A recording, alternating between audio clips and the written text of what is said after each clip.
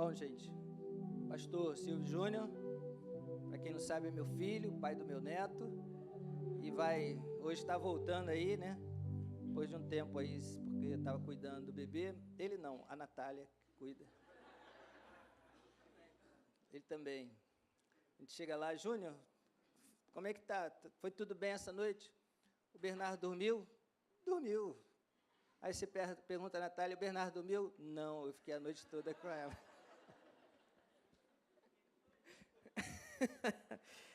Depois dessa queimação de filme, eu juro que eu estou tentando, gente. Estou me esforçando. Esse negócio de ser pai não é brincadeira, não. Parabéns aí aos pais e às mães aí já de longa data. Estou aprendendo aí, o negócio é puxado mesmo. Não sabia que eu tinha dado tanto trabalho para vocês, viu? Parabéns. Obrigado. Um dia eu espero que ele me agradeça também, principalmente a mãe dele. Não é verdade? Meu Deus do céu. Complicado esse negócio. Mas, graças a Deus, entre mortos e feridos, salvaram-se todos. Eu estou aqui, para a honra e glória de Deus, meu filho está bem. Já estou doido para trazer ele na igreja, muita gente pergunta, fala, cadê ele, não sei o quê. Minha esposa está esperando o médico autorizar. Ele pede para a gente não trazer ele em local público, e a igreja é um lugar de muita gente, a gente não conhece todo mundo que está aqui. Eu sei que o dia que eu trouxer, muita gente vai querer ver, pegar, beijar, e pode pegar, beijar, falar, então eu prefiro esperar. Então eu vou esperar até que o médico autorize. Creio que no mês que vem a gente vai estar apresentando ele aqui, provavelmente no primeiro domingo de agosto, pela manhã. Fica aí o convite para toda a igreja. Vai ser um prazer ter você aqui nesse momento especial para minha família. Vou confirmar essa data, mas tenho quase certeza que vai ser, que é a mulher que manda nessas coisas, não é verdade? Então, assim, é isso. Hoje a gente vai estar dando início, eu já estava com saudade de pregar aqui na igreja, a gente continua dando a nossa aula na escola, mas já tinha mais de um mês que eu não pregava aqui, a gente combinou que esse mês eu daria uma atenção maior na minha família, e eu tentei pra caramba, mas, segundo meu pai, mas as coisas são... É muito bom ser pai, é muito legal. E eu vou começar hoje uma série de mensagens novas, chamada, eu dei esse título, O Descanso da Fé. E essa série de mensagens está principalmente baseada no livro de Hebreus, no capítulo 3 e no capítulo 4 de Hebreus. Eu não vou ler o capítulo 3 e o capítulo 4 de Hebreus aqui por uma questão didática, senão fica muito longo, muito cansativo, mas eu convido você a ler na sua casa. Dever de casa para essa nossa série de mensagens. Medite no livro de Hebreus, capítulo 3 e no capítulo 4. Tenho certeza que Deus vai falar muito ao seu coração. Confesso que enquanto eu estava preparando essas mensagens, essa série de mensagens, Deus falava grandemente comigo, eu fui tremendamente abençoado, eu estava animadíssimo, como eu ainda estou, para trazer essa mensagem para a igreja, porque eu tinha uma certeza de que a igreja do Senhor precisava saber disso, de que é necessário a gente aprender a entrar no descanso de Deus.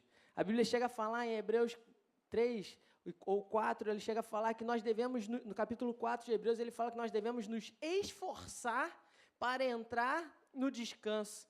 Isso é meio antagônico, assim, na verdade, eu me esforçar para entrar no descanso. Mas quando você entende o que é o descanso da fé, você entende que, muitas vezes, ele vai de encontro à nossa natureza humana, de querer estar no controle das coisas, de querer saber o que vai ser no dia de amanhã, de querer ter o domínio. E eu quero te falar que o domínio, o controle da nossa vida é uma ilusão, porque ninguém sabe o que vai ser do dia de amanhã.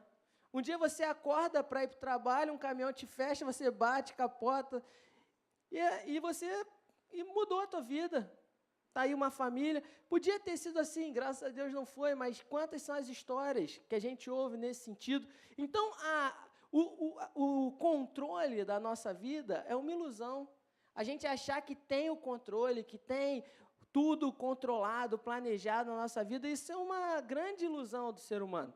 Agora, existe algo que fala a respeito disso para a gente, que a gente vê na palavra de Deus, Deus falando e descrevendo tudo isso, nos mostrando que existe um Deus todo-poderoso, conhecedor de nós intimamente, que cuida e guarda da nossa vida. que cuida do nosso futuro, que tem os nossos dias escritos na palma das suas mãos, que tem um propósito específico para a vida de cada um de nós, que nos ama, que se importa com a gente e que fala: meu filho, não se preocupe, não andeis ansiosos por coisa alguma, sou eu que cuido da sua vida, basta a cada dia o seu próprio mal. Como é que a Bíblia é cheia de exemplos? Aquele que habita no esconderijo do Altíssimo e descansa à sombra do Onipotente, é esse que vai encontrar o refrigério do Senhor, está lá no Salmo 91. Mas a gente tem dificuldade de entrar nesse descanso.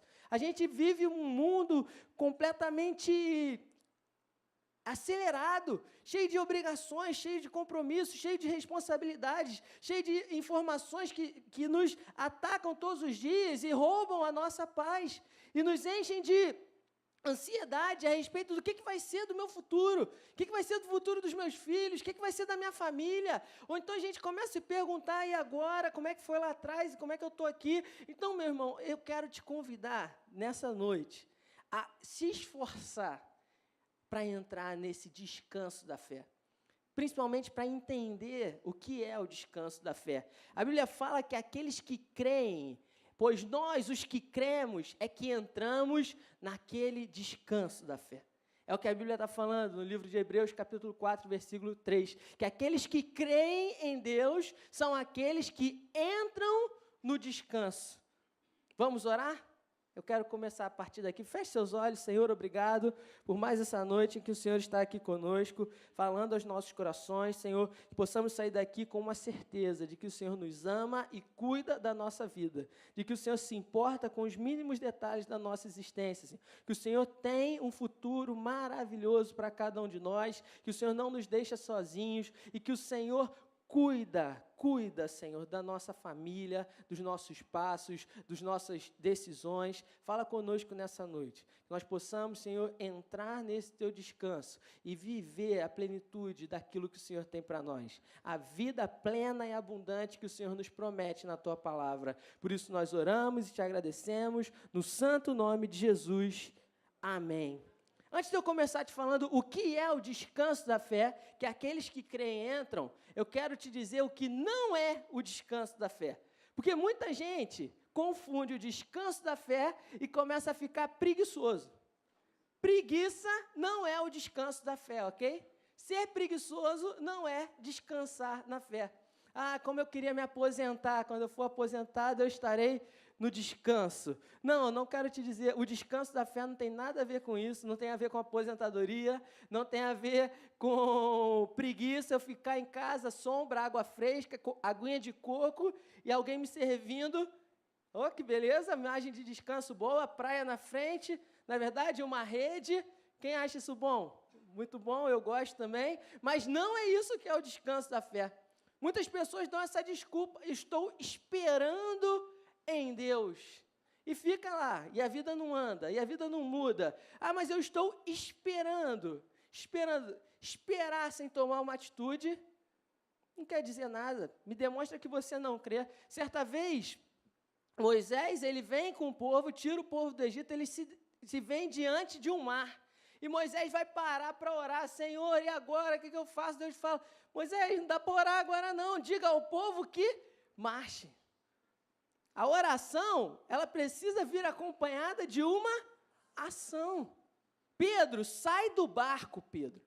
Sai do barco, você quer... Jesus andando sobre as águas, Pedro vê e fala: Senhor, se és o Senhor, deixa eu ir aí ter contigo. Pedro sai do barco e ele começa a fazer algo inacreditável, impossível, a andar sobre as águas. E enquanto Pedro andava sobre as águas e olhava para Jesus, a Bíblia diz que ele caminhava. Mas quando ele se deu conta das coisas que estavam ao seu redor, da tempestade que o cercava, da loucura que ele estava fazendo, de andar sobre as águas no mar revolto, a Bíblia começa a dizer que ele começou a afundar.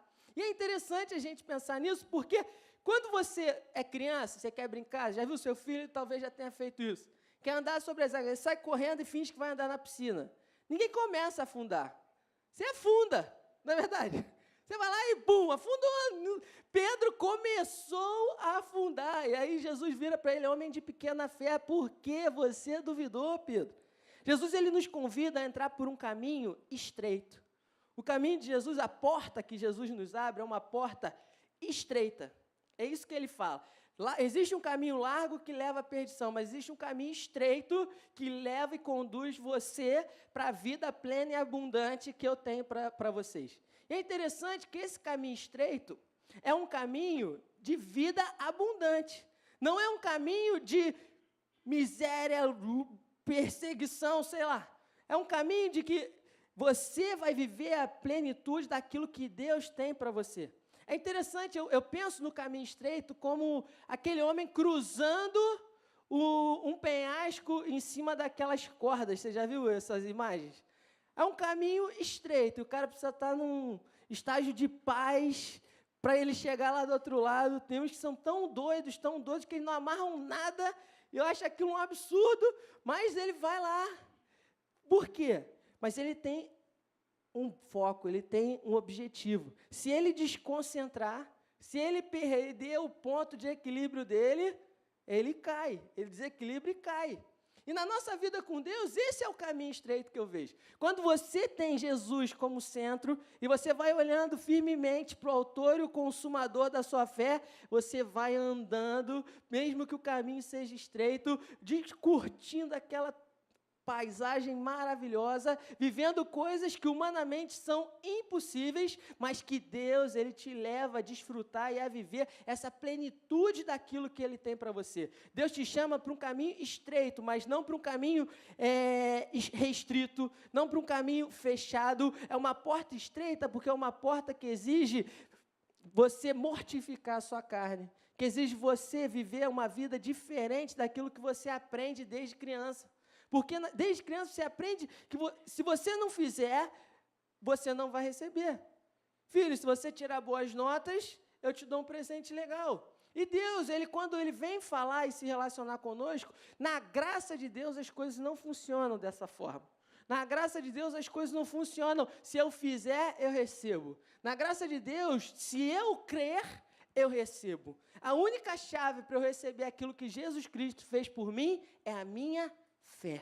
Então, o que eu quero que vocês entendam é que o descanso da fé, ele não é sinônimo de preguiça. Não é sinônimo de ficar parado, de ficar de braços cruzados, esperando para ver se alguma coisa um dia vai acontecer. O descanso da fé tampouco é uma aposentadoria precoce. Até porque a aposentadoria está cada dia pior e rende menos, e os aposentados que estão aí, que digam glória a Deus aí... Porque em tudo se deve dar graças, não é verdade? Também não é ficar de braços cruzados, esperando alguma coisa acontecer, alguma coisa cair do céu. O descanso da fé não é nada disso. Então, o que é o descanso da fé? No que consiste o descanso da fé? Descansar na fé é viver na certeza de que existe um Deus que te ama e que cuida de todos os detalhes da sua vida. Esse é o descanso da fé. Quando você vive com uma certeza de que existe um Deus que me ama e cuida de todos os detalhes da minha vida. Todas as coisas cooperam para o bem daqueles que amam a Deus. Deus, eu não sei o que vai ser. O Senhor está confiando algo a mim, eu pego e faço aquilo com excelência, sem esperar os resultados. Porque os resultados não cabem a mim, cabem a Deus. É Deus quem vai determinar os resultados da minha vida. Os meus resultados, de acordo com os meus talentos, de acordo com a minha capacidade, são muito pequenos diante daquilo que só Jesus pode fazer através e na minha vida. Eu quero viver os milagres, eu quero viver a vida, eu quero viver a plenitude daquilo que só Jesus pode produzir em mim. Só Jesus. Sabe, quando Deus te chama, Ele faz uma chamada na tua vida, Ele te chama para fazer algo, geralmente isso é algo muito maior do que você pode imaginar, porque Ele quer que você aprenda a descansar e a depender dEle. No descanso da fé, por mais que a sua vida esteja agitada, cheia de trabalho, cheia de compromissos, o seu interior, ele está em paz. O seu interior, ele está em paz. porque você tem uma certeza de que não é por causa dos seus diplomas, não é por causa do seu trabalho, é porque você faz aquilo que Deus coloca na sua mão, mas os resultados, quem proporciona, quem realiza é Ele. Esse é o verdadeiro descanso na fé. E a gente precisa se esforçar para viver com essa certeza de que existe um Deus que me ama de tal maneira que Ele foi capaz de entregar o Filho dEle para morrer numa cruz por mim. E essa certeza é que faz a gente viver em paz no meio desse país doido e louco que a gente está vivendo. Onde a gente só ouve sobre crise, só ouve sobre corrupção, sobre escândalos, sobre lojas fechando. E como é que a gente vive no meio disso tudo? Com uma certeza de que Deus me ama, Ele cuida da minha vida. Ele cuida dos pequenos e mínimos detalhes da minha vida. Ele cuida da minha existência. Ele se preocupa comigo. Ah, Júnior, mas isso não é para mim. Eu tenho medo, eu tenho insegurança, eu não sei. Meu irmão, o medo é o grande inimigo da fé. Eu lembro, eu sempre conto essa história, mas eu vejo muitos rostos novos aqui. Acho que é assim que fala. E eu vou contar ela de novo aqui. Quando eu estava para casar, eu lembro que eu virei para o meu pai, eu tinha me formado, tinha passado na prova da OAB, mas eu não tinha um emprego fixo, estava estudando para concurso público. E eu não tinha muito dinheiro, não. E aí, um dia eu decidi que eu iria casar. Fui na casa de uma amiga minha que tinha se casado, e ela estava construindo as coisas dela, me mostrando a casa dela, e eu olhei aquilo tudo e falei, cara, eu quero casar também. E aí ela disse assim, Júnior, quando você se propõe a cumprir o projeto de Deus para a sua vida, Deus move os céus e terras para tornar isso uma realidade. E eu fiquei com aquela verdade no meu coração, e eu falei, vou casar e vai dar certo. Aí eu tinha um dinheiro de um serviço que eu tinha feito que dava para comprar uma aliança. Já era um começo, não é verdade? Aí eu falei, comprei a aliança, fui lá, conversei com meu pai e minha mãe, falei, pai e mãe, vou casar. Meu pai falou, você sabe do que você está falando, né? Falei, não sei, Deus vai me abençoar, as coisas vão dar certo, eu já tenho uma profissão, vou trabalhar. E aí, conversei com minha sogra, com meu sogro, beleza, marquei a data do casamento, pedi ela em casamento, já agendei a data, para não ter tempo de desistir e não duvidar mais. Marquei a data e falei, e comecei a trabalhar. Comecei a fazer uns cartõezinhos, e entregar, falando, sou advogado, hein, gente? Sou advogado, sou advogado. E aí as coisas foram aparecendo. Eu podia ter medo, eu nunca tinha advogado sozinho, eu podia ficar com medo das coisas que eu pegava, e, sei lá, se eu ia fazer alguma coisa errada, as pessoas talvez queriam me ajudar, mas eu não tinha experiência nenhuma. E aí a pessoa fala, você sabe isso? Eu falo, sabia, sei, pô, lógico. Se eu não sei, eu acho a resposta. E eu ia para casa, estudava, orava, falava, Senhor, o Senhor é o dono da sabedoria, quero que o Senhor... Eu quero te falar que Deus me abençoava e as coisas aconteciam. Eu lembro de um trabalho, mas eu não neguei nenhum trabalho. Tudo que apareceu, eu peguei. Porque tudo que apareceu... Eu lembro que surgiu para mim algo que eu só contei para minha mãe depois, eu acho, não sei se cheguei... Que eu contei para ela, mas ela ficou desesperada. Era Festival Internacional de Circo no Rio de Janeiro, tinha que regularizar os circos nas comunidades do Rio. Essa era a função do advogado no negócio. E aí, qual era a comunidade que ia ter onde é que eu tinha que ir? Tinha que ir na UPP do Morro do Alemão. Só isso que eu tinha que fazer, pegar um bondinho, peguei aquele bondinho do Morro do Alemão, vi a favela toda lá embaixo, achei maneiro. Aí, pô, o tempo começou a fechar, eu estava num lugar que eu não sabia ideia, eu só sabia voltar de bondinho, e eu orando, falando, Senhor, por favor, Deus, não deixe esse bondinho fechar por causa da chuva. Mas eu quero te falar, eu podia não ter aceitado, podia ter ficado com medo, pô, vou no Morro do Alemão. E eu lembro que foi fantástico, porque no dia que a gente entregou o projeto, a gente resolveu as coisas, eu ganhei o ingresso para assistir o circo lá na Praça 15. Na Praça 15, não. Onde é que tem o... Não, onde tem o... No centro do Rio, que foi a abertura. Não, é onde tem o zoológico. Na Quinta da Boa Vista. Aí fui na Quinta da Boa Vista, estava lá, meu primo me ligou. Naquele dia que eu estava lá celebrando aquele momento maravilhoso, meu primo me ligou e falou assim, pô, Júlio, surgiu uma oportunidade de trabalho com meu sogro, você está interessado e tal. Falei, lógico, estou interessado. E aí fui para lá, e aí estou lá até hoje, 4 anos de Ministério Público, fiz ontem. E por que eu estou contando isso? Porque eu podia achar que aquilo não era para mim. Eu podia ter ficado parado. Eu podia ter ficado de braços cruzados, esperando que o dinheiro caísse do céu. Podia. Mas eu tinha uma certeza de que Deus ia me abençoar. Mas eu sabia que para Deus me abençoar, eu tinha que aceitar e fazer com excelência aquilo que Ele estava colocando na minha mão naquele momento. A gente não pode escolher muito. E às vezes a gente tem medo, a gente tem insegurança. A gente fala, não sei se eu vou dar conta. O chefe te apresenta algo novo, surge uma oportunidade, você fala, caramba, eu não sei se eu tenho capacidade para isso. Você rejeita. Você fala, não é para mim. Meu irmão, quantas e quantas são as pessoas que têm perdido oportunidades tremendas na sua vida porque têm medo de não dar conta, são inseguras. Quantas e quantas? E eu quero te falar que às vezes a porta não parece ser a melhor, mas quando você entra, Deus pode abrir onde você nem espera. Eu quero te falar que eu fazia contas de salários muito lá embaixo para eu poder começar a minha vida. E eu ganhei coisa de 2, 3 vezes mais no meu trabalho que Deus arrumou para mim. E eu falo que foi a graça e o favor de Deus na minha vida, porque o sonho do meu pai sempre foi que eu fosse funcionário público. E isso era o que eu não queria ser. Eu queria ser algo que eu não precisasse ficar contando os dias para entrar de férias. Para contar os dias, para eu dar graças a Deus que chegou o final de semana. Queria fazer algo que eu acreditasse, algo que eu amasse, algo que eu faço aqui na igreja.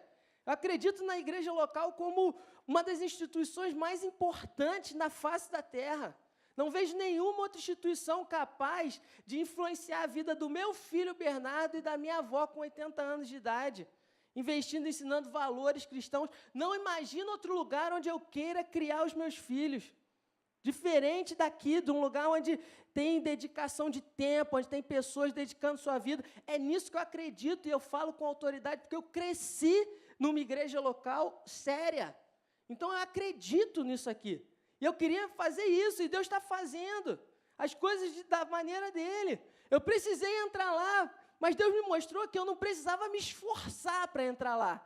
Que a minha preocupação de ser cristão, de querer viver o meu ministério, era questão financeira. Como é que eu vou sustentar minha família? Será que eu vou ter que sair de Maricá para ir para uma igreja e tal? Como é que meu pai vai ter condições de bancar tudo?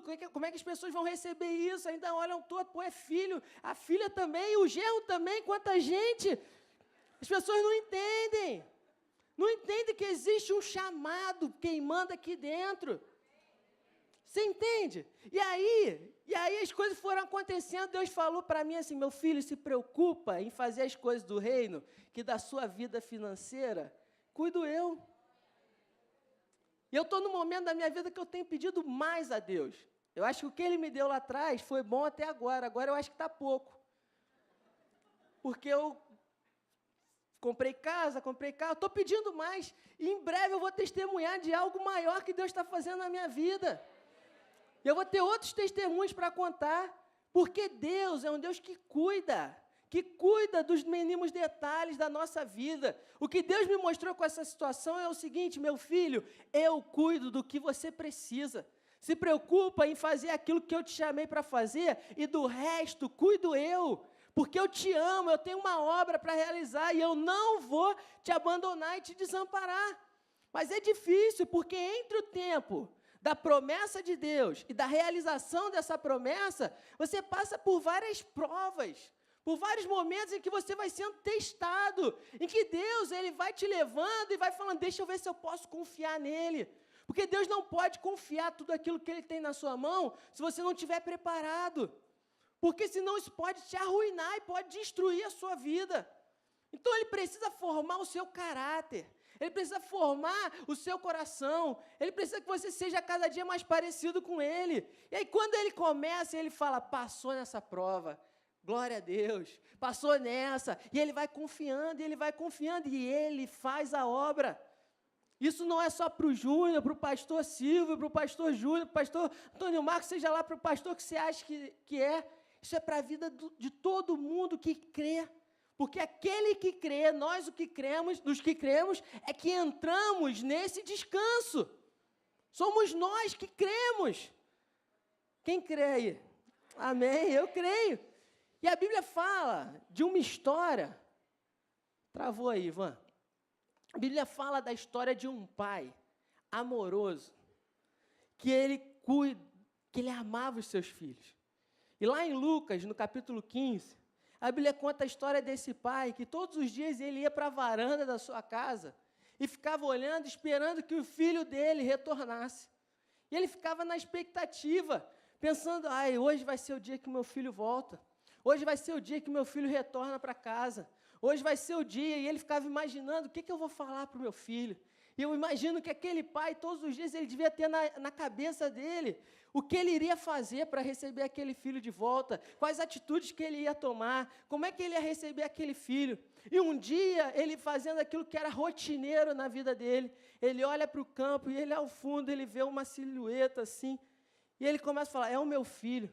Ele começa a correr em direção àquele filho, e ele começa a correr em direção àquele filho, e conforme ele vai correndo, o coração dele vai batendo mais forte, ele vai chegando mais perto, e ele vai tendo certeza, esse é o meu filho que estava perdido. E o filho chegando, vê o pai dele já velhinho, correndo, meio cambaleando, e ele já tinha preparado um discurso todo para o pai, e o pai não deixa ele falar nada, abraça aquele filho e fala, que bom que você voltou, meu filho, vem comigo, chama os servos, manda colocar um anel, trocar as vestes dele, manda preparar um novilho cevado, algo especial para aquele menino, e fala o seguinte, esse meu filho que estava morto agora, ele reviveu, e a gente precisa celebrar, a gente precisa celebrar esse momento, curtir esse momento, e ele faz uma festa.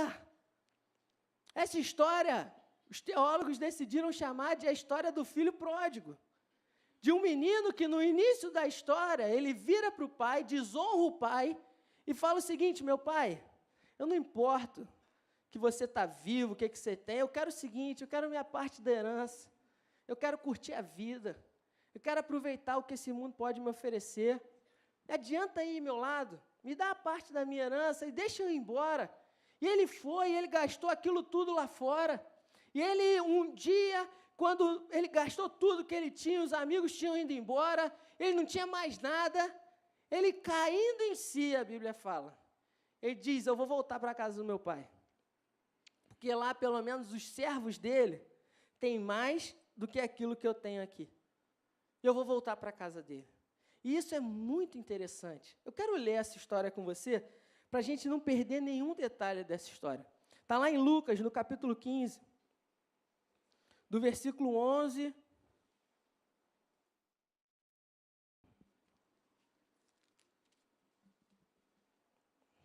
Lucas 15, do versículo 11 ao 32. Olha o que a Bíblia fala.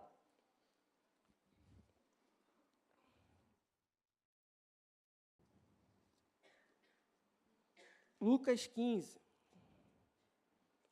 Amém? Jesus continuou. Certo homem tinha 2 filhos. O mais moço deles disse ao pai, pai, dá-me a parte dos meus bens que me pertence. E o pai repartiu os bens entre os 2. Poucos dias depois, o filho mais novo, ajuntando tudo, partiu para uma terra longínqua e ali desperdiçou os seus bens, vivendo dissolutamente. Tendo ele gastado tudo, houve naquela terra uma grande fome e começou a padecer necessidades. Então ele foi e se chegou a um dos cidadãos daquela terra, o qual mandou para os seus campos a apacentar porcos. Ele desejava encher o estômago com as alfarrobas que os porcos comiam, mas ninguém lhe dava nada. Então, caindo em si, disse, quantos trabalhadores do meu pai têm abundância de pão, e eu aqui pereço de fome? Levantar-me-ei e irei ter com meu pai, e dir-lhe-ei, pai, pequei contra o céu e contra ti. Já não sou digno de ser chamado seu filho. Faze-me como um dos teus trabalhadores. Então, levantando-se, foi para o seu pai. quando ainda estava longe, viu seu pai e se moveu de íntima compaixão, e correndo lançou-se-lhe ao pescoço e o beijou. O filho lhe disse: Pai, pequei contra o céu e perante ti, já não sou digno de ser chamado seu filho. Mas o pai disse aos seus servos: Trazei depressa a melhor túnica e vestiu com ela, e ponde-lhe um anel no dedo e sandálias nos pés. Trazei o bezerro cevado e matai-o, comamos e alegremo-nos, pois este meu filho estava morto e reviveu. Tinha-se perdido e foi achado, e eles começaram a alegrar-se. Essa é a história de um pai que amava muito e muito o seu filho. Eu quero começar, a gente vai analisar algumas coisas nesse texto, e a gente precisa entender que uma crença errada a respeito de quem Deus realmente é, tem levado muitos a ter medo, culpa, depressão e insegurança. Uma ideia equivocada a respeito da real identidade de Deus tem levado muitas pessoas a terem um coração cheio de medo, de culpa, de depressão e de insegurança. Essa não é a vontade de Deus para nós. Aquele Deus carrancudo, carrasco, pronto a nos castigar, esse não é o Deus que o Evangelho de Cristo Jesus nos apresenta. O coração de Deus é o coração desse Pai amoroso, capaz de receber de volta o seu filho que havia cometido a maior das injustiças contra ele. O poder da cruz na sua vida hoje está descrito lá em Isaías 1,18. Olha o que a Bíblia fala em Isaías 1,18. Ainda que os vossos pecados sejam como a escarlata, eles se tornarão brancos como a neve. Ainda que sejam vermelhos como o carmesim, se tornarão como a lã. Deus quer te alcançar hoje de uma forma tão poderosa, como um pai amoroso e cuidadoso recebe os seus filhos. Como um pai que ama e cuida dos seus, como um pai que se importa. E é esse pai que é revelado na cruz de Cristo. Uma cruz que diz que os nossos pecados na cruz foram completamente perdoados. O que aquele menino, aquele jovem fez com seu pai era algo muito complicado dentro da cultura judaica. Era como se ele estivesse dizendo: pai, eu quero mais é que você morra, que o Senhor morra, eu não quero a sua companhia, eu não quero a sua vida, eu quero o que o Senhor tem para me dar, eu quero ir embora, curtir minha vida. Isso aí é algo terrível, mas ainda assim, aquele pai recebe aquele filho de volta. E ele sabia que aquele pai iria recebê-lo de volta, porque ele fala: eu vou para lá, volto para a casa do meu pai. Ele não se arrepende, não. Você vê ele em algum momento do discurso dele, falando: ai, caramba, como é que eu errei com meu pai? Não, ele fala: vou dar uma desculpa aqui, errei, pequei contra os céus, contra ti. Faz um discurso meia boca, de uma desculpa esfarrapada, para ele se achegar a Deus novamente, para ele se achegar ao pai dele. Mas ele não demonstra para mim um coração genuinamente arrependido, um coração genuinamente que entendia quem o pai era. Mas ele estava numa situação tão ruim, tão complicada, que para ele era melhor ser servo do pai dele do que ele continuar naquela complicação de vida que ele estava. Então ele decide voltar para a casa do pai. Mas você precisa entender que não importa, meu. Não importa o que você fez, não importa as situações que você tenha cometido de errado na sua vida, eu quero te dizer que existe um Deus que te ama de uma forma tão única e tão especial, que Ele está pronto para hoje mesmo receber você de volta, receber você, cuidar de você, se importar com você. Por quê? Porque existe um Deus maravilhoso que ama e cuida da gente. Um Deus todo-poderoso, dono do ouro, da prata, que cuida da vida dos seus filhos. Eu já falei isso aqui, mas bem no início da parábola, o filho mais novo, ele foi até o pai e exigiu a sua parte da herança. O jovem humilhou e desonrou seu pai ao fazer um pedido desse. Mas a verdade é que, da mesma maneira que esse jovem desonrou seu pai, muitos de nós desonramos também a Deus hoje. Muitos de nós desprezamos a obra maravilhosa que Cristo Jesus fez na cruz do Calvário por nós. Da mesma maneira, hoje, se não percebermos o quanto rejeitamos o Pai com os nossos pecados, com os nossos erros, com a nossa vontade de controlar a nossa vida, nós não conseguiremos valorizar e responder aquilo que Deus fez na cruz por nós, o tamanho da graça e do cuidado de Deus que nos perdoa completamente. A Bíblia fala, tem um outro texto que a Bíblia fala que somente quem entende que foi muito perdoado é que consegue amar a Deus na sua completude, na sua grandeza. Ah, mas eu cresci na igreja, eu sempre fui certinho, sempre fiz o que me ensinaram, tal, nunca dei trabalho para minha mãe. Um dia você também precisa entender que sem Jesus você estava longe do Pai. Se você não entender isso, você nunca vai entender a dimensão completa da graça, do favor de Deus na sua vida.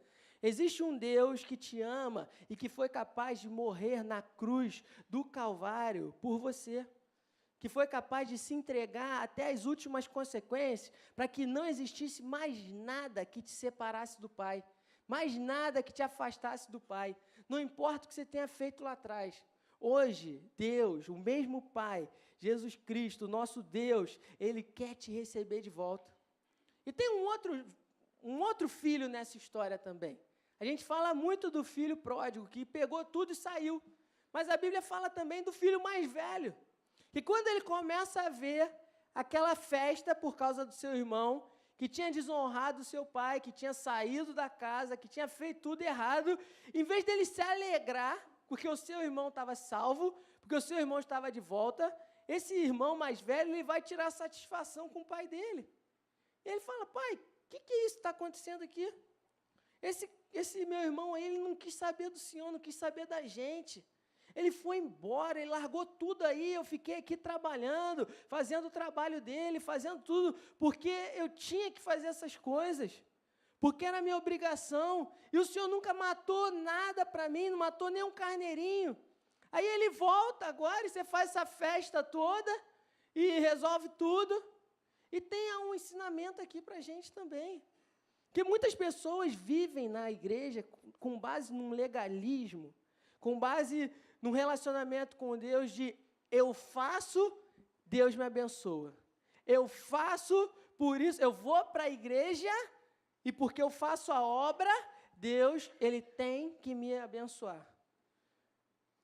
Meu irmão, nosso relacionamento com Deus não pode ser um relacionamento de servos.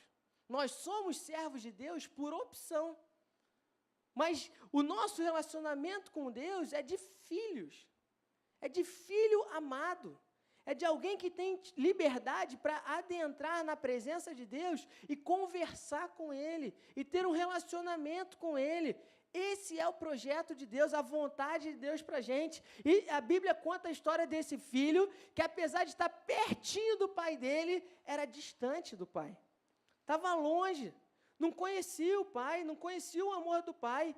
Estava ali, mas tinha um coração de troca, de mercador, de, Senhor, eu vou fazer e o Senhor me paga, está aqui, ó. E com Deus não pode ser dessa forma. A graça de Deus não funciona dessa forma. Ou você entende que a graça é um favor imerecido, ou você vai viver a sua vida inteira tentando merecer o cuidado e as bênçãos de Deus na sua vida. Eu quero te falar que, de acordo com o padrão de justiça de Deus, ninguém aqui nesse auditório seria capaz de alcançar a plenitude da santidade de Deus. Ninguém. De acordo com o grande padrão de justiça de Deus. Sobre a lei, no Velho Testamento, você não vê um que tenha conseguido cumprir tudo. A exceção de Jesus Cristo, Davi falhou. Moisés falhou.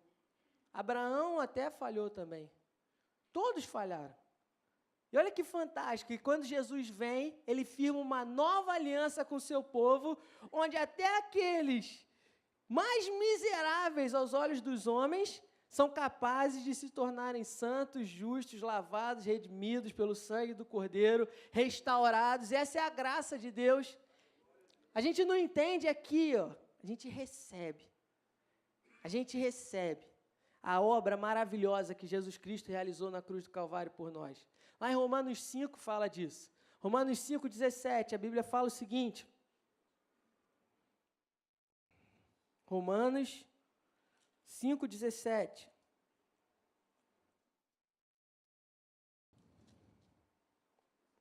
Pois se pela ofensa de um só, a morte reinou por meio dele, ele está falando aqui sobre Adão, sobre o pecado de Adão, muito mais aqueles que recebem a abundância da graça e o dom da justiça reinarão em vida por meio de um só, Jesus Cristo. Se você entender, olha o que ele está falando. Se por causa da ofensa de um só, muitos foram feitos pecadores, muito mais agora aqueles que recebem a maravilhosa graça de Deus, que recebem a abundância da graça, o dom, o presente da justiça. Essas pessoas, elas reinarão em vida. Reinarão em vida. Deus te chamou para reinar em vida. Reinar sobre os problemas, reinar sobre as circunstâncias, reinar sobre as dificuldades dessa vida. Ainda que as coisas aqui fora estejam complicadas, mas quando eu entendo o descanso da fé, o meu interior, ele está em paz. O meu interior, ele está em paz. Eu faço aquilo que me cabe. Eu faço com excelência aquilo que Deus coloca na minha mão. Eu procuro me aperfeiçoar e melhorar a cada dia. E o resto Ele faz por mim. Os resultados, Ele faz por mim. É Deus quem faz a obra. É Deus quem realiza. A mentalidade do irmão mais velho é uma mentalidade complicada. Olha o que ele fala para o pai. Pai, há tantos anos que eu te sirvo. Eu te sirvo, Deus. Ô pai, eu estou aqui na igreja todo domingo, participo de ministério, eu jamais transgredi uma ordem tua. E você nunca me deu nada. Para que eu pudesse me alegrar com os meus amigos. Vindo, porém, este teu filho, que desperdiçou os teus bens com meretriz, e tu mandaste para ele um novilho cevado. Quando seu filho voltou, que tinha feito tudo errado, olha aí, olha o que você fez por ele. E é fantástico o que Deus fala para esse filho. É impressionante a resposta que o pai, na verdade, eu estou trocando toda hora aqui o pai e Deus, porque o pai da história é uma figura do Deus que a gente serve. Então, o pai, ele dá uma resposta fantástica. Perceba que o irmão mais velho, ele se prendeu ao que ele tinha feito para merecer o novilho. Ele fala, Senhor, eu estou aí, eu estou trabalhando, pai, eu te sirvo, eu faço as coisas. E você não fez nada por mim, não fez nada. Olha como é que ele era ingrato, porque a Bíblia começa a história falando que quando ele dá a parte do filho mais novo, automaticamente ele divide e dá a parte do filho mais velho também. E segundo a cultura judaica, o filho mais velho recebia 2 vezes mais do que o filho mais novo. Era a cultura. Então, ele já tinha recebido algo do pai, mas ele não conseguia entender aquilo porque ele estava querendo receber. Ele estava querendo merecer. Ele estava querendo merecer aquilo que o pai podia fazer para ele. Ele não tinha atentado para a vontade do seu pai, mas para o seu próprio desempenho. Apesar de ser filho, ele tinha uma mentalidade de escravo. Quantos hoje estão dentro da igreja que são filhos de Deus, mas têm uma mentalidade de escravo, aprisionados à religião, a dogmas, a preceitos que te afastam do amor e da bondade de Deus na sua vida. E olha que fantástico a resposta que o pai dá para ele. Está lá em Lucas 15, 31. Meu filho, tu sempre estás comigo. Tudo o que é meu é teu. Tudo o que é meu é teu. Meu filho, tudo. No hebraico, sabe o que significa tudo? Nem eu, mas tudo é tudo. Tudo é tudo, irmão. Tudo é tudo. Imagina tudo. É isso que significa tudo. Tudo é isso. Você imagina tudo? É isso aí mesmo. O que você precisa? Precisa de cura? O pai tinha para dar. O pai tem para dar. Precisa de salvação? O pai tem. Precisa de bênçãos financeiras? O pai tem. Precisa de amor? O pai tem. Precisa de afeto? O pai tem. Precisa de uma família? O pai tem. O pai tem tudo. Tudo. Meu filho, tudo o que é meu é seu, meu filho. E olha que fantástico. O seu pai, ele quer, o nosso Pai Celeste, ele quer que você saiba que tudo que ele tem já é seu. Tudo que Deus tem já é seu. Ele conquistou na cruz do Calvário por nós. E Ele nos deu gratuitamente. E eu preciso receber isso pela fé. Não depende do nosso desempenho, mas depende de você saber que você é um filho amado de Deus. E da obra que Jesus Cristo realizou na cruz do Calvário. Quando Ele disse, está consumado. Tudo que a humanidade precisava, eu fiz. A humanidade precisava de um cordeiro perfeito para tirar o pecado do mundo. Eu fui esse cordeiro perfeito. Jesus falou, está consumado, resolvido, tetelestai, acabou, game over. Acabou. E a gente hoje está aí tentando merecer. Se eu vou 7 campanhas de oração aí, 7, para ver se dá certo, porque 7 é o número da perfeição. E tu está tentando. Ah, Senhor, eu vou fazer isso. Senhor, eu vou ficar de jejum agora. E eu acho engraçado essa questão do jejum. Eu acho que o jejum é fundamental, é uma parte da vida espiritual. Mas tem gente que usa o jejum para botar Deus contra a parede, já viu? Senhor, eu quero uma casa nova, sei lá. Aí a casa demora a aparecer, você fala, já sei, é porque eu não estou jejuando.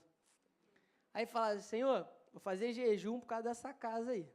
E aí faz greve de fome, para ver se Deus dá a casa. E aí fica lá, irmãos, o jejum é uma ferramenta espiritual para te achegar mais a Deus. Não para você obter favores dele, ou para ele ficar com pena, tadinho, está emagrecendo a beça, hein? Acho que agora que você está magrinho, acho que agora eu vou dar, hein? Cara, não, desde que a gente serve, não é assim, meu irmão. Não é assim. Ou você entende a obra que ele fez na cruz do Calvário, ou você vai viver a vida inteira tentando merecer as coisas de Deus. Você vai ficar a vida toda. E olha que fantástico que a Bíblia fala para a gente. Outra vez eu estou usando essa palavra, porque o nosso Deus é fantástico. Ele é maravilhoso. Romanos 8,32, aquele que não poupou o seu próprio filho, antes por nós o entregou. Porventura ele não nos dará graciosamente com ele todas as coisas? Olha o que a Bíblia está falando. Romanos 8 é um dos textos mais lindos da Bíblia. Romanos 8 também fala assim, quem intentará alguma acusação contra os escolhidos de Deus? É Deus quem os justifica. E aí ele fala que nada poderá nos separar do amor de Deus que está em Cristo Jesus, o nosso Senhor. Nada no grego, sabe o que significa? Nada! Nada! Nada! Nada nos separará do amor de Deus que está em Cristo Jesus, o nosso Senhor. Na parábola do filho pródigo, os 2 filhos estavam distantes do pai.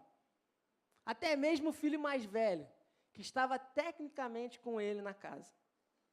Mas nenhum dos 2 conhecia o coração do pai de amor deles. Nenhum dos 2 tinha relacionamento e intimidade com ele. Cristianismo não tem a ver com dogmas e com uma religiosidade. Cristianismo tem a ver com relacionamento. Relacionamento Deus conosco e de nós com outras pessoas. Esse é o verdadeiro cristianismo que Jesus veio nos ensinar. Qual o maior mandamento? Amar a Deus sobre todas as coisas e ao próximo como a ti mesmo. Nisso se resume toda a lei e os profetas. Amar a Deus e amar ao próximo. Parece fácil, mas é difícil. Um belo dia teremos que aprender, não é verdade? Teremos que aprender. Deus quer que você saiba que quer você esteja passando por momentos bons ou enfrentando momentos difíceis. Você precisa saber que o seu Abba te ama. E por que eu fiz questão de botar Abba? Porque aí sim, no hebraico, a palavra Abba é a palavra mais carinhosa para se referir a pai. O seu paizinho. O seu paizinho de amor. Se você for em Israel hoje, você vai ver crianças correndo na rua e gritando Abba, Abba, porque é uma palavra que ainda é utilizada. E é a palavra mais próxima. E a Bíblia não tinha tradução para a Bíblia para trazer português. Tanto que eles colocam na própria Bíblia o Abba, Pai. Para você entender a dimensão do quanto Deus te ama e se importa com a sua vida. Quanto Deus cuida de você, quanto Ele quer estar do seu lado. Você hoje tem um Pai celestial que te ama, que favorece você, que te protege, que cuida de você e de todos os seus entes queridos. Mais uma vez eu estou aqui para testemunhar o que Deus fez na minha família essa semana. Ele cuida da gente. Ele cuida. Ele se importa. Medo não pode nos aprisionar. Tem pessoas que deixam oportunidade de emprego porque tem medo de ir para o Rio. Tem medo de, sei lá, de enfrentar alguma coisa. Meu irmão, o medo te afasta de Deus. As coisas estão aí, o mundo está cada vez mais doido, cada vez mais confuso. Se eu não confiar em Deus, eu vou viver aprisionado. Ou eu confio.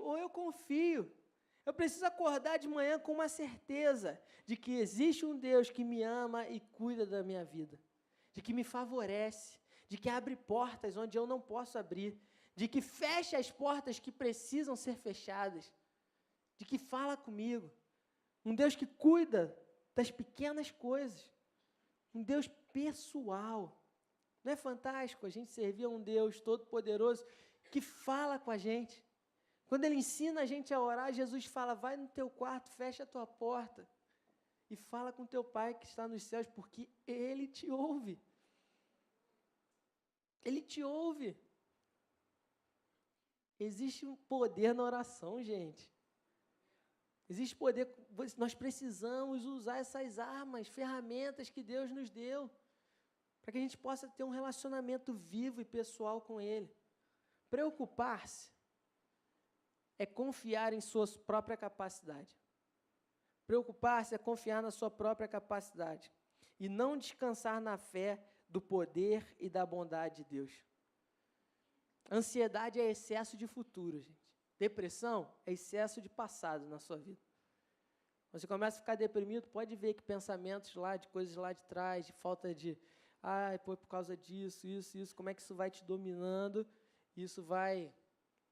Quando você começa a pensar no futuro, começa a ficar ansioso. O que vai ser? O que não vai? Será que eu vou conseguir? Será que eu não vou? Será que vai dar certo? E a ansiedade é um mal do século. Aí você não consegue mais dormir, deita no travesseiro. E aí vem aquele monte de pensamento, que vai ser no meu dia de amanhã, que eu tenho que fazer, final de semana, dinheiro, quanto pagar, funcionário, isso, aquilo, você mandado embora, e aí não consegue, e aí você começa a tomar um remedinho.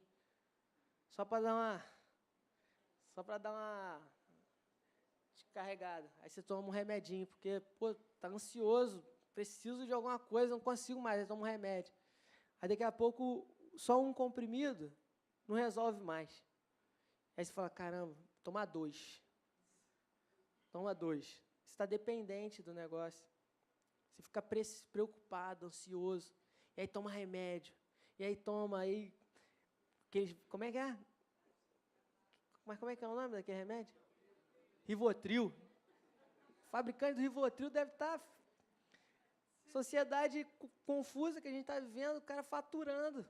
Aí toma um Rivotril. Toma 2. Se não der, toma 3. Aí pagou, né? Aí o Sandro ali, toma mesmo, gente. Não, mentira. O Sandro é dono de farmácia, para quem não sabe. Mas tem outros remédios, Tem vitamina. O irmão precisa também, mas, o Rivotril te aprisiona. Não é verdade? E aí você fica ali, escravo. Escravo, não consegue dormir. E Deus te dando remédio, meu filho. Olhe para as aves no céu. Olhe para os lírios no campo. Nem Salomão, em toda a sua glória, se vestiu como qualquer um deles. Gente, como a gente precisa aprender a descansar em Deus. Dormir o sono do justo. Deitar na sua cama num dia cansado, porque eu já te falei que o descanso da fé não tem nada a ver com uma vida tranquila e livre de problemas e preocupações. Ok? Isso não é descansar na fé. Descansar na fé, no meio dessa confusão toda à nossa volta, de trabalho, de agitação, o seu coração está em paz. Eu estou em paz. Tenho um monte de coisa para fazer amanhã, mas o meu coração está em paz, porque tem um Deus que cuida de mim, porque tem um Deus que se importa, que vai mandar a minha provisão, que vai mandar o que eu preciso. Eu acordo orando e agradecendo a Ele. Senhor, obrigado, Senhor.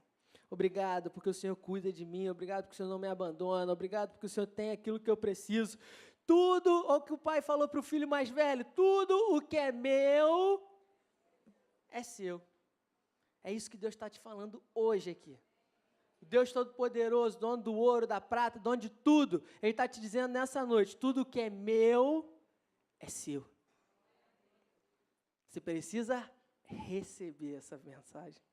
Receber essa verdade. Olha que fantástico o que está escrito em Isaías 64:4. Isso é fantástico, gente. Olha o que está escrito, porque desde a antiguidade não se ouviu, nem com os ouvidos se percebeu, nem com os olhos se viu além de ti, um Deus que trabalha para aquele que nele espera. Está falando que Deus trabalha a meu favor? Estou falando. Eu não. Isaías está falando. Palavra de Deus está falando. Que existe um Deus que trabalha por aqueles que nele esperam. Mas como é difícil esperar. Eita! Não é difícil esperar? Na geração, tudo para ontem. Saul está lá esperando. Samuel falou, Saul, espera aí que eu vou vir oferecer o sacrifício. Sacrifício é função do sacerdote. E aí, Saul começa a ver o pessoal debandando, reclamando e fala, caramba, Samuel está atrasado. Samuel não aparece, está todo mundo embora, está todo mundo reclamando. O que eu faço? Vamos lá, gente, eu ofereço sacrifício. Desobedeceu a Deus ali naquele momento. Deus fala, Saul, nesse momento aqui, o seu reino, eu te rejeitei. Porque você não sabe esperar. Está sendo reprovado nas provas. Vou precisar levantar um outro homem. E aí Deus vai lá e chama Davi. E ele vai lá e unge Davi.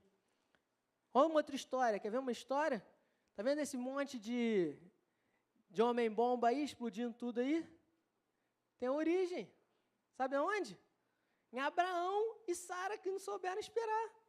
Sabia disso? Porque aquele povo todo nasceu porque Abraão e Sara quiseram dar uma mãozinha para Deus. Deus aparece para Abraão e fala o seguinte, sai da tua terra, da tua parentela, vai para a terra que eu vou te mostrar e eu vou fazer de você uma grande nação. E aí passam anos e nada acontece. E aí Deus aparece de novo e reafirma o propósito que ele tinha para a vida. A Bíblia chega, de Abraão e de Sara. A Bíblia chega a dizer que Sara riu. Estou velhinha, Deus. Daqui não sai mais nada. Daqui. E aí ela fala assim, vamos dar um jeito. Está demorando bastante. Deus está demorando. Deus, muita complicação, eu sei, muito trabalho para o senhor aí. Vou te dar uma forcinha. Aí o que ela fala? Abraão, pega lá, Agar, tem relações com ela vai ter um filho, e aí Deus faz daí uma grande nação. Olha que beleza. A promessa de Deus se cumprindo e a gente ajudando e colaborando com Deus. Que bonito, Abraão. Abraão vira e fala, tá ok, né? Vou fazer esse sacrifício. Vou lá, vou comparecer lá. Vai lá. Faz o que tem que ser feito. Agar engravida, dá origem a Ismael. E aí Abraão, todo feliz, é filho dele. Sara ficou enciumada do pobre do Ismael. Falou, fiz besteira. Agora está essa minha mulher que era minha escrava, com uma postura muito melhor que eu em casa, rindo a beça com o filho dela aí, e eu aqui nada. Um dia Deus vem e cumpre a promessa dele na vida de Abraão. Cumpriu. Aconteceu. Vem Isaac. E aí começa os dois a brigar. Ismael já era mais velho, irmão, né? Sabe como é que é? Brinca, implicava com Isaac, Sara já chateada já com Ismael, que era o filho mais velho. Fala para Abraão, Abraão, dá um jeito, some com esse menino daqui. Foi, está na Bíblia isso aí. Some com ele daqui. Porque esses dois aí, eu não quero mais saber desse menino aqui. Pô, mas você tinha ajudado Deus, hein, Sara? Agora a confusão que você arrumou, né? E aí Deus vira para Abraão e fala assim, Abraão, não se preocupa não, Abraão. Eu sou um Deus tão gracioso, tão misericordioso, que apesar do erro de vocês, eu vou abençoar a vida do seu filho também. eu vou abençoar a vida de Ismael, pode ficar tranquilo que eu não vou deixar eles perecerem. E aí a Bíblia diz que Ismael vai para o deserto com Agar, e Deus aparece para aquela mulher chorando, imaginando que o filho dela ia morrer de fome, sem saber o que fazer. Um anjo aparece para ela, diz o que ela tem que fazer, e Deus começa a formar ali um povo de guerra, um povo que vivia no deserto. Estava na Bíblia.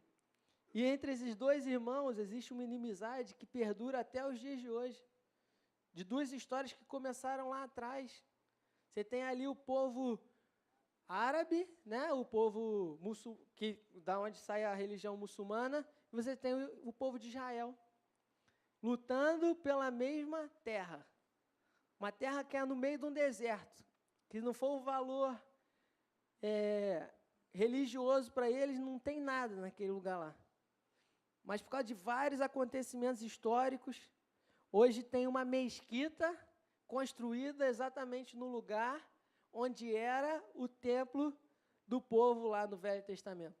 E eles estão doidinhos, o povo de Israel, para tirar aquela mesquita de lá, para construir o templo de novo de Salomão naquele lugar. E olha que confusão danada. É difícil esperar e descansar em Deus, irmãos. É difícil a gente controlar nossas ansiedades. É difícil porque a gente quer as coisas para hoje. Às vezes a gente acha que algo é muito bom para a gente. Surge uma oportunidade de falar, agora vai, e aquilo não acontece, aí você fala, e agora?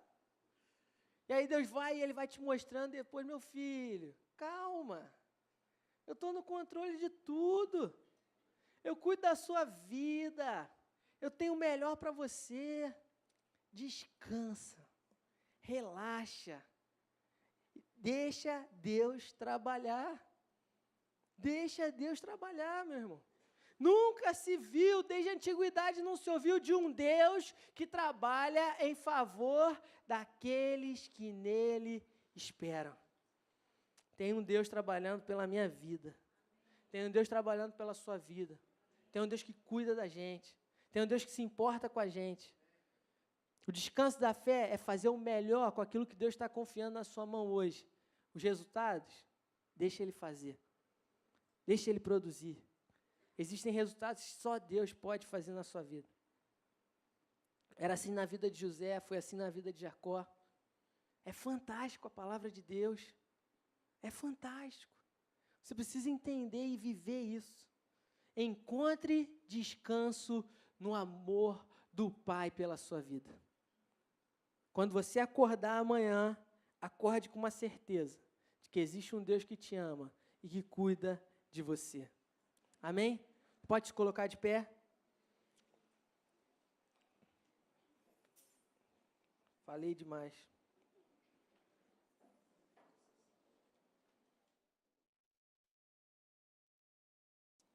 Pedir para os irmãos já servirem a ceia aqui, o pessoal do louvor já ir subindo para a gente ganhar tempo.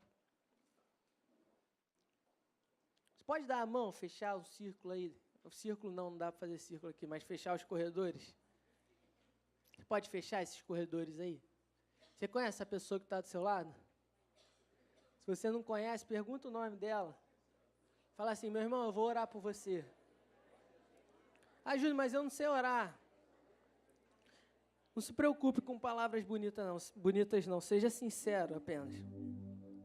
Feche seus olhos aí e comece a interceder por essa vida aí do seu lado. Começa a interceder por ela, falar, Senhor, que o meu irmão aqui, que está aqui do meu lado, ele possa encontrar descanso no seu amor. Você possa levantar a sua voz aí em oração no seu lugar, intercedendo pela vida dessa pessoa que está do seu lado, pela pessoa que está do seu lado esquerdo, do seu lado direito. Fala, Senhor, cuida da vida do meu irmão, Senhor. Livra ele de todo vício, de remédio, de toda depressão, de toda ansiedade. Oh Deus, tira tudo aquilo que não é teu, Senhor, que eles possam encontrar descanso no seu amor. No amor do Pai nós encontramos libertação de todo medo, culpa, de toda enfermidade. Nós encontramos libertação dessa depressão, dessa dependência de antidepressivos, de remédios, de paliativos, para que a gente possa encontrar o descanso, dormir. Senhor, não é essa a vontade do Senhor para a vida do seu povo. O Senhor nos prometeu vida e vida plena, vida abundante, vida completa, vida... É 100% aquilo que o Senhor nos prometeu. Nós queremos viver essa vida, Senhor. Sabemos das dificuldades, sabemos dos problemas, sabemos que são muitas as situações que se levantam, mas conserva o nosso coração em paz, Senhor. Conserva o nosso coração em paz, Deus, para que a gente possa desfrutar da plenitude daquilo que o Senhor tem para nós. Não queremos te ajudar, não queremos procurar atalhos, não queremos procurar os nossos jeitos, as nossas maneiras de conquistar as coisas, não, Senhor. Queremos depender única e exclusivamente do Senhor. Queremos entender que o Senhor tem o melhor para a nossa vida, que o Senhor é quem cuida de nós, que o Senhor que abre portas, que o Senhor que fecha portas, que o Senhor que faz o impossível acontecer na vida daqueles que creem. Senhor, nós cremos na Tua promessa. Existe um povo aqui nesse lugar que crê na Tua promessa, que crê, Senhor, que Tu és um Deus que cuida de nós. Tu és um Deus que nos ama, que se importa conosco, Pai. Nós te amamos, Senhor, te adoramos, te exaltamos aqui nesse lugar. Enquanto nós louvamos a Ti nesse lugar, Senhor, nós cremos que o Senhor envia os Teus anjos para derrubar cadeias, Senhor, para derrubar muralhas que têm trazido confusão e complicação na nossa vida, na nossa família. Tira todo medo, tira toda ansiedade, Senhor, em nome de Jesus, Pai. Faz um milagre que eu não posso fazer na minha vida. Senhor, eu quero descansar no Senhor. Eu quero viver numa certeza de que o Senhor cuida da minha vida. Aleluia. Pode adorar a Deus no seu lugar, levantar suas mãos.